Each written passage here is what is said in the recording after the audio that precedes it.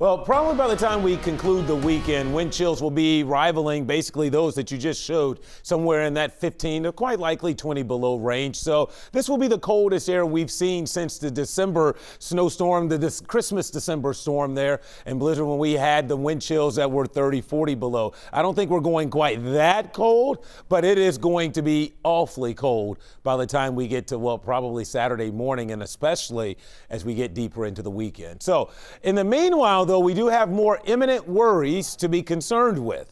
We've got the commute in the morning, which I don't think is terribly impacted by wet weather. Seems to be that we've come to a consensus that the bulk of the rain, the impactful rain, moves in towards the end of the morning commute for most of us.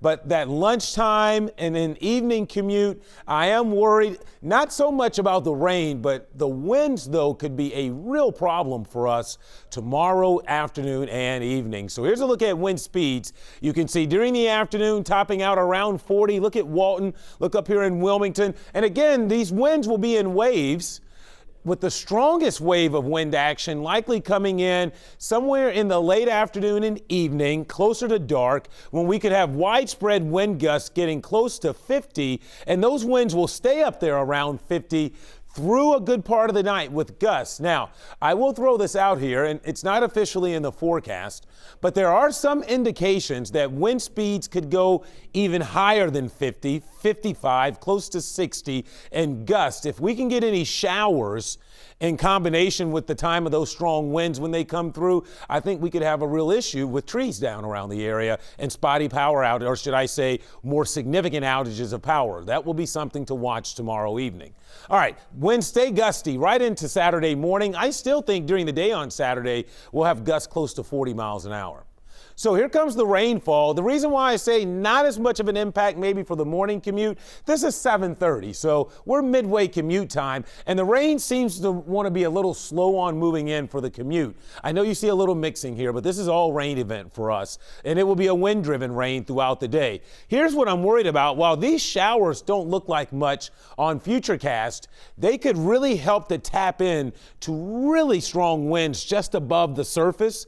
And so if you get a heavier shower tomorrow evening, that wind will be transported to the ground, and that's why we're concerned about wind gusts that could go even higher than what we're forecasting right now. So that will be something to keep an eye on. And then the cold blows in, and whatever's left could have a few flurries or snow showers, but I don't think that's much of an issue, to be honest with you.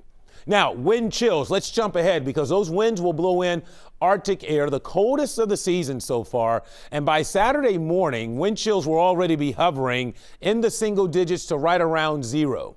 So we may have a little bit of a recovery during the day on Saturday, but as Arctic air continues to spill in here, look at these wind chills by Sunday morning. We're talking 10, 15, almost 20 below already. So that will be the start of a prolonged stretch of bitterly cold weather to take us into early next week.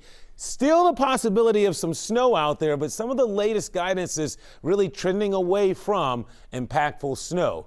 I wouldn't exactly give up on that just yet, though. Here's a look outside. Not bad. 36. 36 will feel like a heat wave by this time come Saturday and Sunday. All right, temperatures around the area, 29 in Kenwood, 30 in Hamilton, 36 right now in Fort Mitchell. So we'll settle back to about 33. We'll stay above freezing for most of us through the night tonight, and then that rain will begin to move in here between 7 and 10 in the morning. So enjoy the quiet weather tonight. And I still think for a lot of us it's dry in the morning, but then the rain moves in. It's a soaker, probably an inch or two of rainfall. And again, those strongest winds will come in the late afternoon during the evening commute and into your Friday night. Here's your 7-day forecast.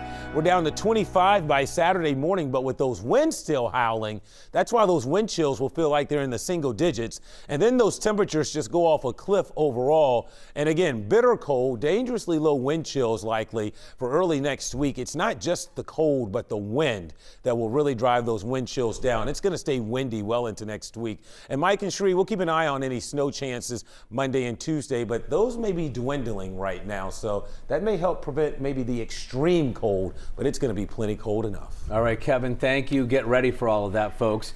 Making the